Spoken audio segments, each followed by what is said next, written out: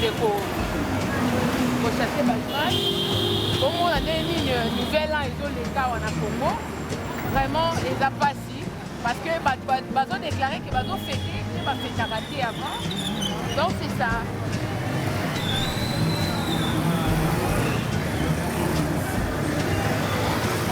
Bon, je vais m'y péter. Je vais ça. Je vais ça pour la couper. Je vais ça pour la couper. Et ça pour la bambongo. Donc pandémie autour de la roi ici va pas bon on va pas fêter ça. Donc tu connais papa du cola moto on a expliqué que pour la et ça pour la pandémie autour de ça. Là tu vas continuer pour solo là donc tout la fait la baninga toyeba.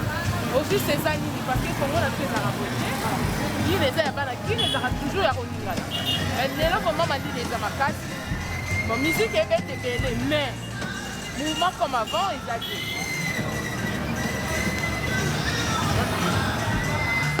Bon, tu as la sur RTC quand on prend la pause.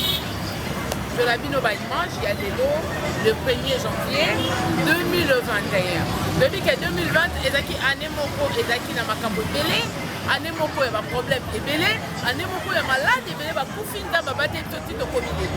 Yango wana toyaki awa pour la cause de la ville, image, nous tambola pour la koya, tu es place pour côté. Mais nous tambola, c'est boyo kainga. Nous avons qui cola moto toujours pour la cause de la ville, image pour yeba. On a net tambola n'engagé, tu as un abandon là. Tu yeba bon année tambola n'engagé parce que les oiseaux se plaindre.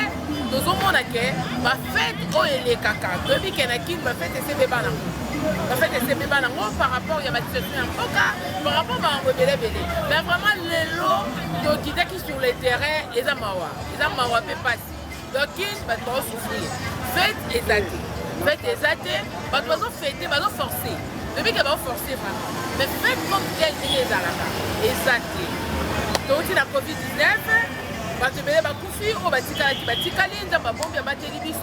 mais toujours mawakaka. Les autres sont des sous pour la couvre-feu.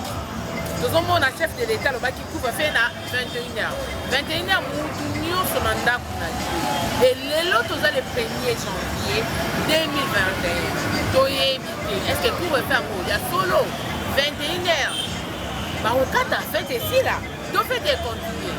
Yangoana, Tolanda ensemble. Donc nous avons dans le bassin bino, on a nos alatés. Donc, il faut que vous ayez vraiment, tous ensemble, Tolanda. Donc, Tolanda, mingo le bisaté, Tolanda vraiment ba interview à Batou, Tolanda ba réaction à Batou. Moko na moko, n'est fait que c'est bonjour Ndeko. Bonjour. Kombo nani, to kutenu awana. Kasi Kimbondo. Kombo na nuko na ba Tolanda ba yima. Kombo nanga monsieur Jean-Max Balabo Motema. Ouais. Vous allez résident à Rwanda. Vous allez juste maintenant. De l'autre côté, le 1er janvier. Toujours s'est déroulé Ndengeni. D'après yo, pendant le moment où on a 2020, pandémie, les kaki, et maintenant, tout ça la couvre-feu. Tout ça la couvre-feu. D'après yo, journée les jours s'est déroulé. Par rapport aux festivités, nous avons connu une année assez particulière en raison de notamment la crise sanitaire liée à la COVID-19 qui a pratiquement renvoyé beaucoup de gens au chômage et plusieurs personnes ont rencontré beaucoup de difficultés sur les plans sociaux. Alors, par rapport au couvre-feu, bon, on sait que je sache dans plusieurs pays où il y a également des mesures de restriction de la liberté. Pour des jours comme le 25 décembre et le 1er janvier, les autorités avaient décidé à ce que la population puisse vaquer librement aux occupations. Mais aujourd'hui, nous avons le baquet pour l'élo. 21h, bakati makamunion sur 21h, faut tout lal. Est-ce que vraiment, ils ont bien bon ou fallait bâtir que la petite à moi tambo ou qui est en là. Naïbité, par rapport à yo. L'impression ils ont rencontré pratiquement point de vue. C'est pourquoi je venais d'évoquer que dans plusieurs pays, même européens et les pays européens, les autorités ont décidé de ne pas appliquer les mesures de restriction. Ça ne soit pas assez rigoureuse comme on le vit déjà depuis un certain temps. Si les autorités pouvaient comprendre, on pouvait bien débuter même le couvre-feu à partir des 23h. J'espère que pour les journées comme le 1er janvier où il y a beaucoup de déplacements, les gens partent rendre visite à ceux qui leur sont chers. C'était assez raisonnable que le couvre-feu ne puisse pas commencer à 21h. Parce que dans tous les cas, il y aura toujours des gens qui ne vont pas respecter. Comme ici déjà, on voit qu'il y a encore beaucoup d'enfants dans la rue et ce n'est pas évident. À 21h, tout le monde soit déjà chez soi. C'est difficile. C'est très difficile et ce n'est pas assez réfléchi. J'espère que la police va être plus ou moins large pour la journée d'aujourd'hui pour ne pas arrêter tous ceux qui ne seront pas encore chez eux à 21h. En tout cas, c'est ça mon souhait. Ok, Papa Jean, très bien, merci beaucoup. Jean-Max, oui Jean-Max, merci pour la correction. Jean-Max, pourquoi on peut s'embêter dans des personnes parce que l'autre, le 1er janvier, tu m'as dit 2021, donc bateau va venir quoi. On peut saluer Bango. Ok, merci beaucoup pour l'opportunité. Personnellement, je ne peux pas désigner les personnes à saluer. Je vais plutôt saluer toute la population congolaise, tous les peuples congolais parce que nous vivons des situations assez dramatiques. Rien à commenter, nada sur Balandio sur RDC artiste pour l'indépendance. Jean Mondé a exprimé la caméra il y a RDC artiste a exprimé du début à la fin en photo les cas on a Congo neni bato vivre et là bato tout lo bayé là bato tout le lo bayé na bango ata soso akamba bayé na bango donc les a passé pe mawa mais tozopo bakaka parce que ngala ni commenter bino moko bolanda bino moko boyoka ndenge nini le 1er janvier les a procédé en tout cas toujours continuer.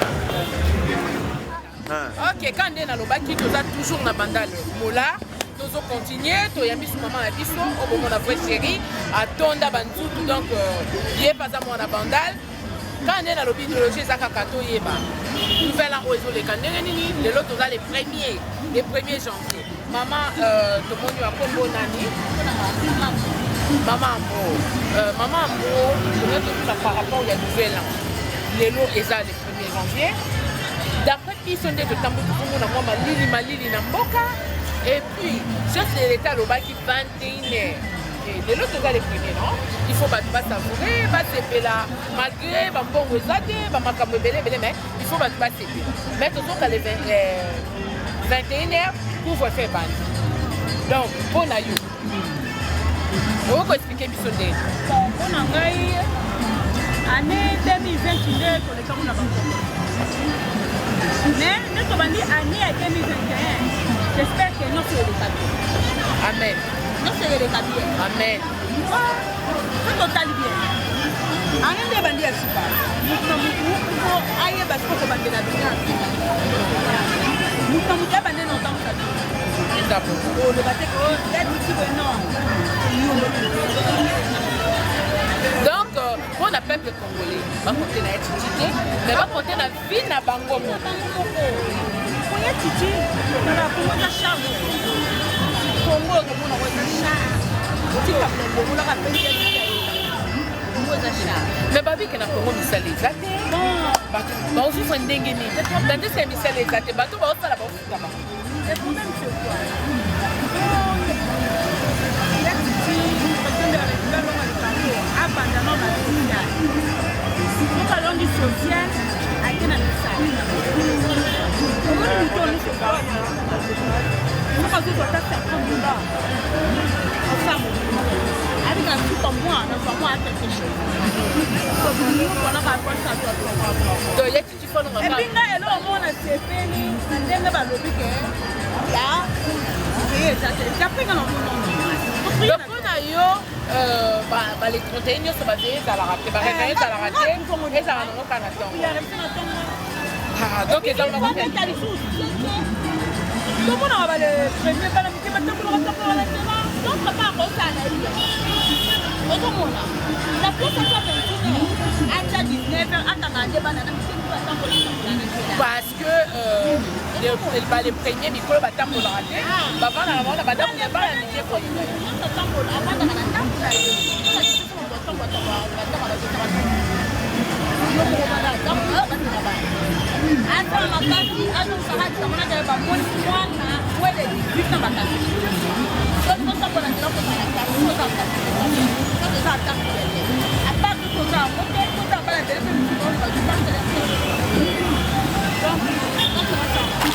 donc il y a Chicha Bonissa là.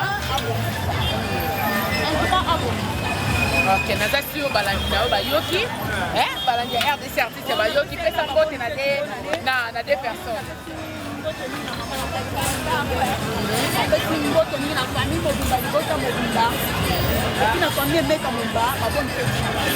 Bonne fête na yo pe vraiment. Tosepeli na yo l'équipe mobile RDC artiste. Tosepeli vous êtes très gentil maman. Ok malamu. Bonne année na yo. Ok, bonne année, tout bon santé. Le jour est le 1er janvier, et jour il y a 5 ans, parce que tous les cas qui année moko qui vraiment ma bé ma casse 2020, ma déjà papa de libiso, à bon bibiso to comme journée, il y a le 1er 2021. Bonne année na chef Toko, bonne année na yo, chef la Sosa, bonne année na grand frère na Mayenge Makou. Bonne année na RDC artiste, big manager nanga, bolo baraloba, bozo ngakasi. Menga non qui est toujours aussi. Et longo na RDC artiste tala kaka, big manager nanga ba pote belé place aux patron et chaîne RDC artiste. Donc c'est ngwa trop le lot aux bonne année. Kaka ndenge sera lobia wa ezala nemo ya réflexion, ezate lokwa nego euti oleka ane ya ba problème ane. Okozo pe ba problème. Mais yo moko yeba ndenge ya kogere yango, yeba ndenge ya kotambisa yango, ane oyo elekaki ezalaki mabe me nayebi ke ane oyo elongo na nkolo tokokende liboso, elongo na nkolo tokolonga, elongo na nkolo ekosimba. MK Lokombe na Paris na bosani yo te bambote ebele place oza, c'est dans ma voca na Angola. Talaka yo donc bambote ebele, bambote na bai nyonso ya ngai. Et puis équipe mobimba ya RDC artiste, bambote na ma grande sœur Da Silva. Notre cordon quoi, cordon la sur moi aussi, cordon moro cool, cordon moro bien, bambote na yo ebele. Donc tozoko bakaka tozo continuer, naza si tozo ka conseil façon ni toko même la 2021 parce que le lot année ya sika e ban. 2020 ils ont assuré. Ne toza bo tozo continuer. Tozo kende vraiment to kende elongo na Yesu. Tozala la réflexion. Année où année ya kimia, les années sengo pour la biso nyonso. Tozo continue. Toza toujours na donc toza côté ya Bandai c'est Paris hein, même pour toujours Bandai c'est Paris. Toza na papa na biso, papa komona Fred John.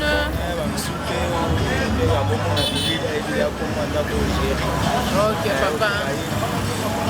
Meilleur fait d'abord, meilleur fait parce que le jeu est le premier. Merci. Papa John, question la mise Zaki Kamouki. Tony Totuna, bon à you. Journée de l'Ozomo dans mon pays. Parce que le jeu est 2021, les premiers. On a eu ce monde dans mon pays. Et ça, nous quoi, bandé, nous soupé. Oh, et les cacatos, les lots, et ça, moi, ma lili, tous les lots, et ça, moi, bien, ma casse, tout n'est pas. Les lots, bon. Ma journée dans le côté, par rapport à Ndenge Zalela. Mais pour le coup, on remercie nos amis pour tout le monde. Lobby les 30, les bakufa. Et les peines à 4 euros, les lots dans l'hôpital, tango, les pas fait dans mon mort, qui est la mort, qui la lobby, les débats dans les égotique à l'archive pour na bamisusu et na le 2 décembre tokundaki ndeko na biso mais puis pour na biso tozopema to remercier na nzambe oyo apesi biso pema oyo ya ofele osome ndenge na mbongo te soki na pozo questionner biso banda année bandi otola facture nini bapesaki yo ya pele soki tozalaki na niongo mpe mao tosombaki yango mpa nzambe tonga tozala na niongo ya combien soki kutu ya bandako tozokima papa batami na ndako mpona mapapa lupangu aye kosomba aye kozwa mbongo ya ndako soki ezalaki ya nzambe obatama nzambe ya bolingo apesi biso mofele ya liboso po remercie ko akomisi biso na mokolo ya lelo mais na ndenge fete elekaka ndenge biso bakinois peuple congolais ndenge afetaka fete eloko eza mpena bongo na 2020 oyo mpena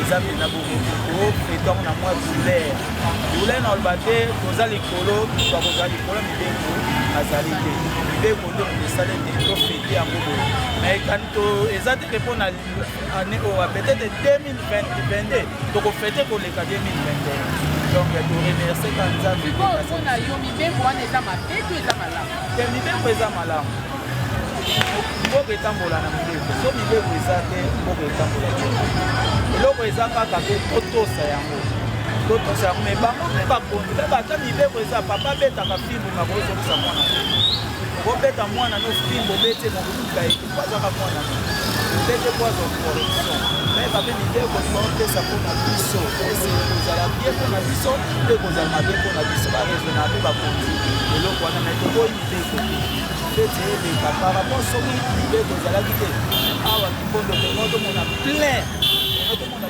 plein bato donc papa eza nango te mpona peut-être crise toza nango na Congo peut-être mpona bato bazangi mbongo boyeboye yango bato bafete te mais ezaka mpona mibeko nde evandisi bato na bandako mama mpona crise crise ezali me babiso bango na crise babiso bango na crise te bamisusu aloba ane oyo eleki mpona bango eleki na positif bamisusu babi ane eleki négatif okomprane bato ebele baofete te bamisusu mpe baofete mabe donc wana etangame kaka etangame journée ezalaka bongo mais esengo kaka te feti ezoleka bato bazotambola bato bazo naosenga kaka journée lelo bakanga ta bato te toyoka te ko bakangaki bato donc batika biso kozala à l'aise yango mpa na kosenga parce que nayoki mpe donc papa babiki ekonoshida basoda bakosala te soki bakangi bato ya 21 chef de l'état alobaki obomba bango quelque part ntina ntongo otiki mutu libre akei mais oyo biso ekomi ndenge mosusu ekomi soki bakangi mutu ale bazwi mutu wana babotoli ye biloko batiki akei ndenge témoignage nayoki epa 2-3 personnes seke ezosalamaka bongo mpoka etambola bongo bon oke kotambola bongo te soda soki azwi mibeko babike okangi mutu omoni mutu na nzela osenga ye mbongo te alala na société soit osurveille ye soit oencadre ye ti place ye azokende osala soda nde eza yango wana mais so ekomi ya kosenga bambongo babotolo batelefone ya pena mabe mais soki mpe basalaki soda moko oyo akosala bato azwaka ata mwa prime soda kosenga mbongo te soda azosala bongo mpo azomona pasi azomona azoyiba mpe azombongo te meme na baroulage oyo tomona tosola meme na baroulage oyo tomona baosenga bachauffeur ya mbongo soki roulage moko azozwaka ata me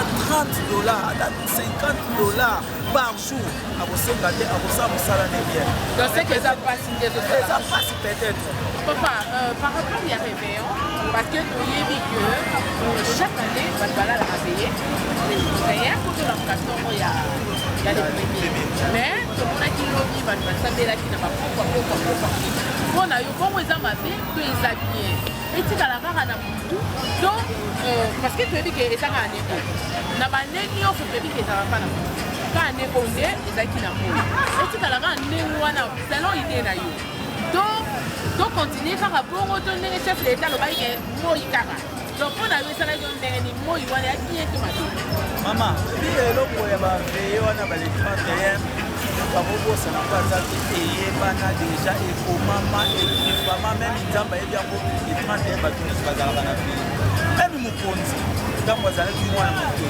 azala okende baveye ale 31 azokende na bakonzi nyonso wana omona nazoseka bango te naofinga te mpona nakuta eloko te deva bango me na moto nzambe afeli naza mpe pepe komole bango bakoli bazala mpe na baveye bakota bazala mpe na baveye ale 30 ye bandaki kosambela mpe kutu kaka lelo kaka babanda kolongola yango balongola veille le 31 oyo eyebani monde entier le 31 bato balalaka na baeglise mpona koprépare journée ya lobi siko soki balobi bo le 30 bato baveya te batika mpe bandoki basalaka te na bokoa bapekisa mpe bandoki mpe baveyaka te na bokoa mais c'est parce que bango bamona boye mais oyo bandoki basalaka na butu bayeta bango bayebi yango te bango bamonaka oyo eza na moi même bible obi topesa diable nzela te topesa satana nzela te biso topesa sikoyo satana nzela po eloko ezosala te bato bavivre te moto ya veya bondela aprépare journal oyi